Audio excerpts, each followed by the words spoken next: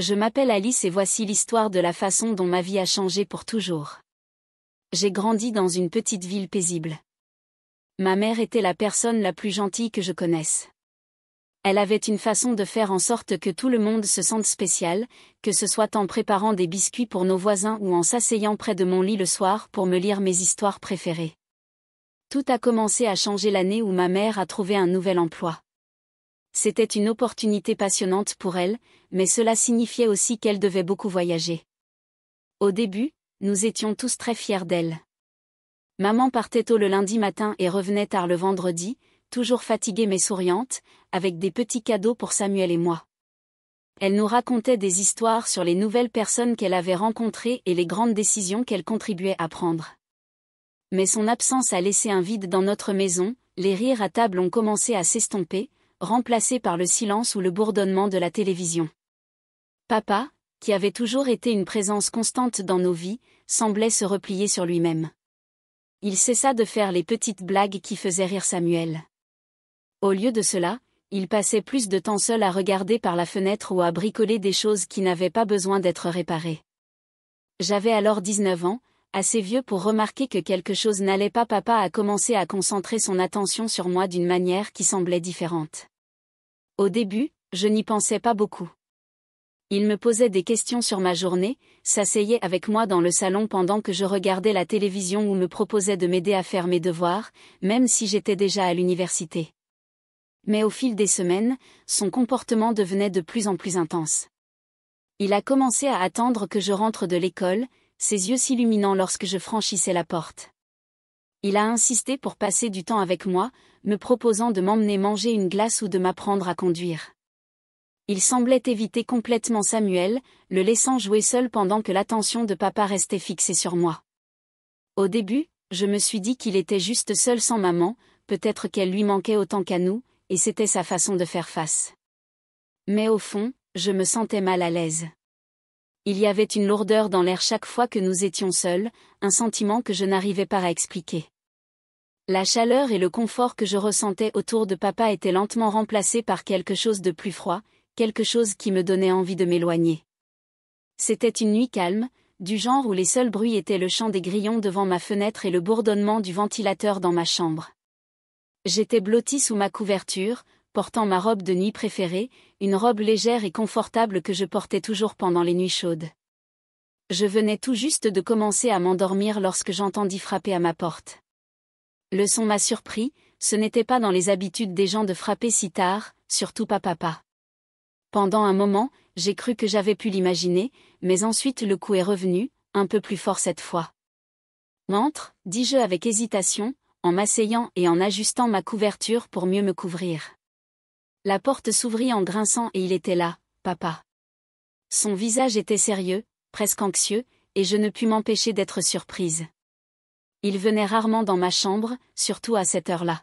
« Désolé pour l'interruption, Alice, dit-il doucement, sa voix inhabituellement douce. J'ai quelque chose dont je dois discuter avec toi. J'accueillis lentement, ne sachant pas quoi dire. Il entra dans la pièce et ferma la porte derrière lui, le léger clic résonnant dans le silence. Je suis restée sur le lit, mes genoux légèrement relevés, pendant qu'il s'approchait et s'asseyait près du bord de mon lit. Le matelas s'enfonçait légèrement sous son poids, et je pouvais sentir la tension dans l'air. « Qu'est-ce qui ne va pas ?» ai-je demandé en essayant de garder ma voix ferme. Mon cœur commençait à s'emballer, non pas exactement à cause de la peur, mais à cause de l'étrangeté de la situation. Il m'a regardé, ses yeux scrutant mon visage comme s'il cherchait les mots justes. Cela ne lui ressemblait tellement pas d'être aussi hésitant, aussi peu sûr de lui. Normalement, papa était confiant, sachant toujours quoi dire ou faire, mais maintenant il semblait différent. Je me déplaçais inconfortablement, ma robe de nuit me paraissant un peu trop légère sous son regard. Je me suis dit qu'il s'inquiétait juste de quelque chose, peut-être que c'était à propos de maman, de Samuel ou du travail. Mais le malaise dans ma poitrine ne voulait pas disparaître. « Est-ce que tout va bien ?» ai-je demandé à nouveau, cette fois avec un peu plus d'urgence. Pendant un instant, il ne répondit pas. Il restait assis là, les mains jointes, ses yeux évitant les miens. C'était comme s'il rassemblait ses pensées, essayant de décider par où commencer. Papa se déplaçait inconfortablement sur le bord du lit, les mains étroitement jointes. Il laissa échapper un petit soupir qui semblait porter un poids que je ne comprenais pas encore. Puis il se tourna vers moi, ses yeux évitant les miens, comme si ce qu'il s'apprêtait à dire était trop lourd pour croiser mon regard. « Comment te sens-tu, Alice » demanda-t-il doucement, d'une voix basse et presque hésitante. « Comment va ton corps » La question m'a pris au dépourvu, ce n'était pas le genre de choses qu'il demandait habituellement et je ne pouvais m'empêcher de me sentir un peu confus. « Je vais bien, papa » dis-je lentement, ne sachant pas trop où allait cette conversation. Il hocha la tête, ses lèvres serrées l'une contre l'autre, avant de continuer. « Ta mère, elle n'est pas là, dit-il, sa voix s'éteignant. Et elle est toujours absente ces jours-ci. » Je restais silencieuse, sentant qu'il n'avait pas fini. Il y avait quelque chose dans son ton qui me mettait mal à l'aise, comme s'il voulait dire autre chose mais avait du mal à le dire. Puis il m'a regardée, rencontrant enfin mon regard, et j'ai senti un frisson parcourir ma colonne vertébrale. Il y avait quelque chose dans son expression, quelque chose que je n'arrivais pas à situer mais qui me faisait mal au ventre. Je pensais, commença-t-il, sa voix à peine au-dessus d'un murmure, puisqu'elle n'est pas là, peut-être que je pourrais dormir ici ce soir. Je clignis des yeux, essayant de comprendre ce qu'il venait de dire. Et dormir ici, répétai-je, ma voix empreinte de confusion. Il hocha la tête, puis ses mots suivants firent battre mon cœur.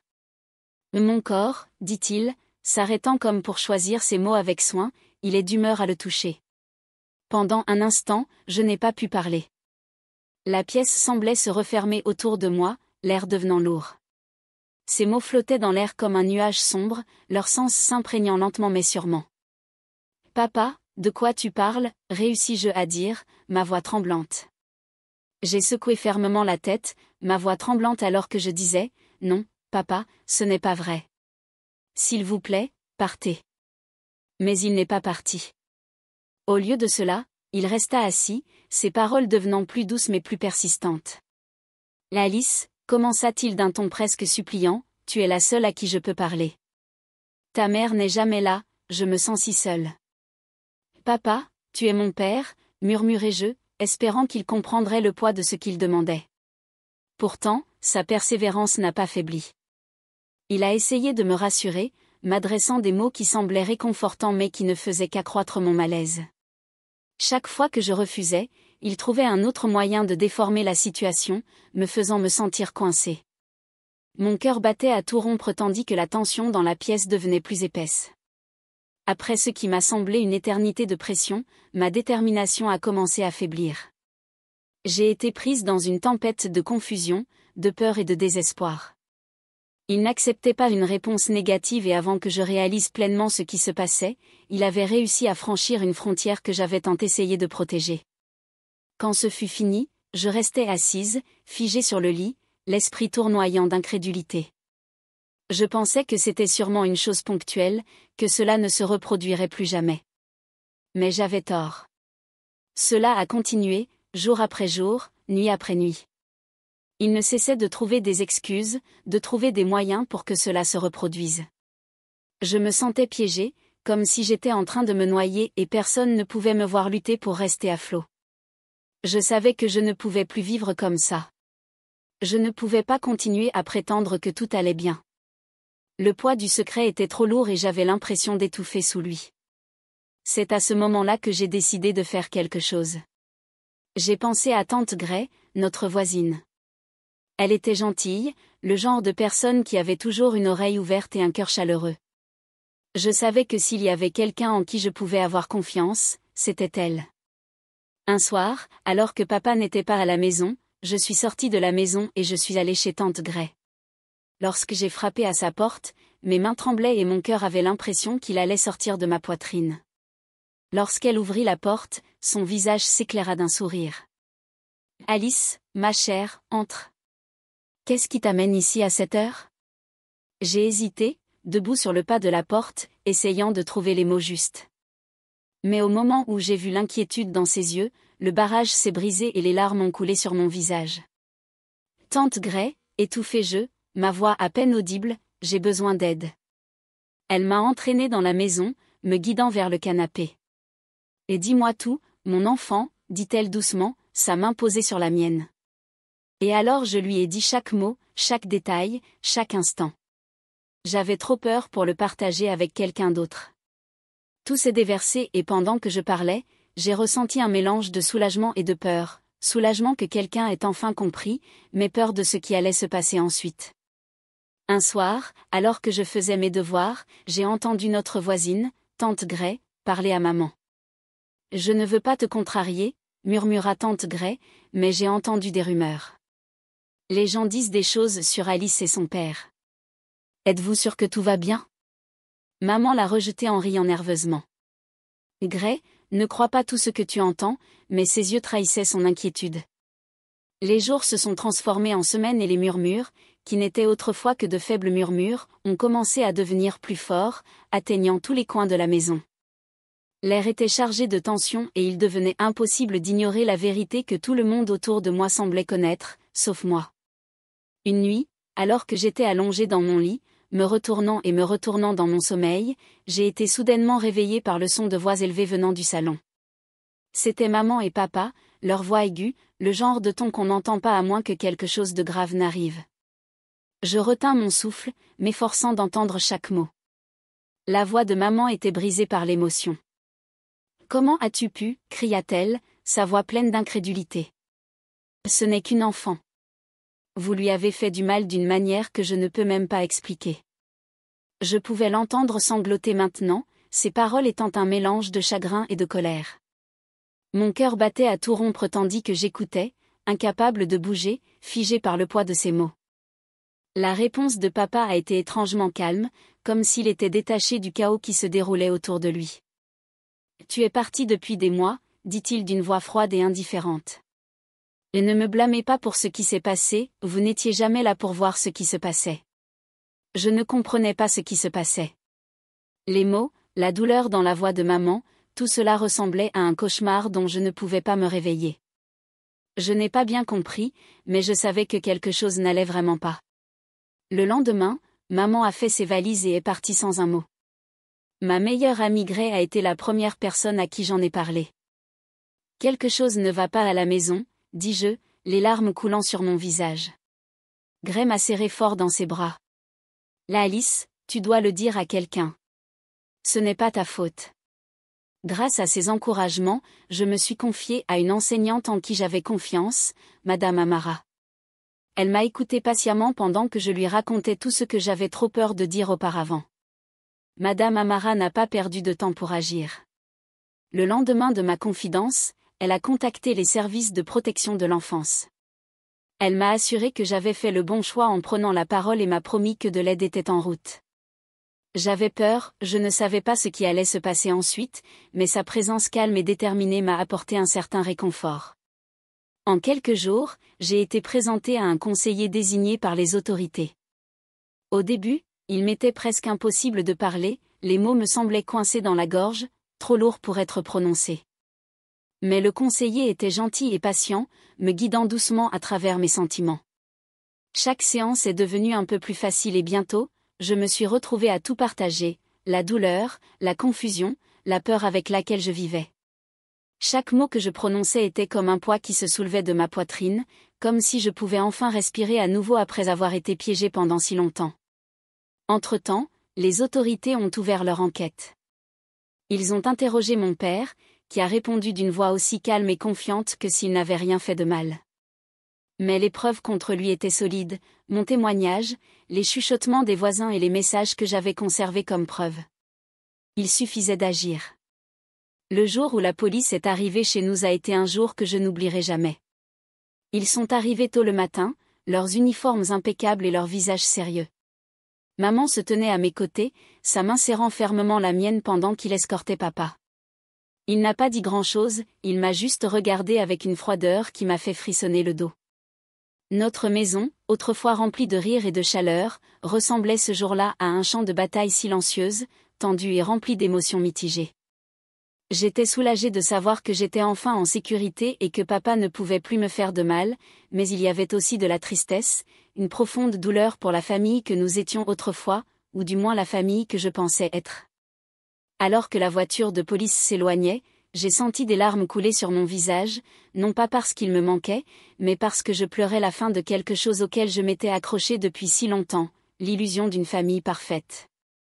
Madame Amara a mis son bras autour de mon épaule et maman m'a serré fort dans ses bras en murmurant « Nous allons nous en sortir, Alice, ensemble ».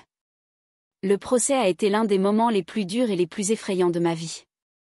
En entrant dans la salle d'audience, j'ai senti une vague de terreur m'envahir. La pièce semblait froide et les murs semblaient se refermer, m'étouffant sous le poids de la vérité que j'allais partager. L'idée même de devoir faire face à mon père, l'homme en qui j'avais confiance, et dire au monde ce qu'il avait fait était terrifiante. Je voulais me cacher, disparaître, mais je savais que je devais être forte, pour moi, pour ma mère et pour les gens qui croyaient en moi. En entrant dans le box des témoins, je pouvais sentir mes mains trembler et mon cœur battre la chamade. Ma voix, affaiblie au début, mais j'ai pu entendre les encouragements constants de maman depuis le fond de la pièce, sa voix douce mais pleine de chaleur.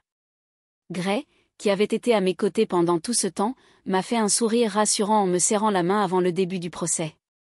Ils étaient ma force, ils étaient ma bouée de sauvetage. J'ai parlé lentement, en choisissant soigneusement chaque mot. La pièce était silencieuse, tous les yeux étaient tournés vers moi.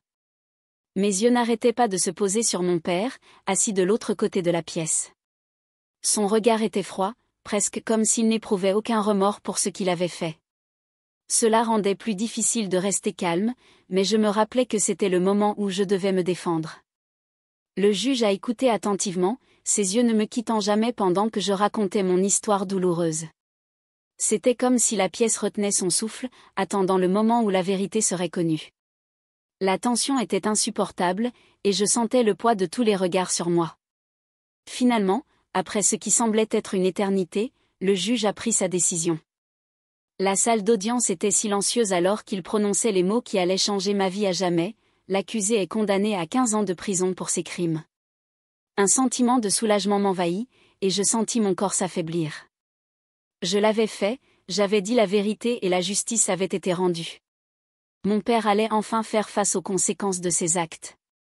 J'avais envie de pleurer, de crier de soulagement, mais à la place, je restais là, submergée par la vague d'émotions qui m'envahissait. Je n'étais plus seule.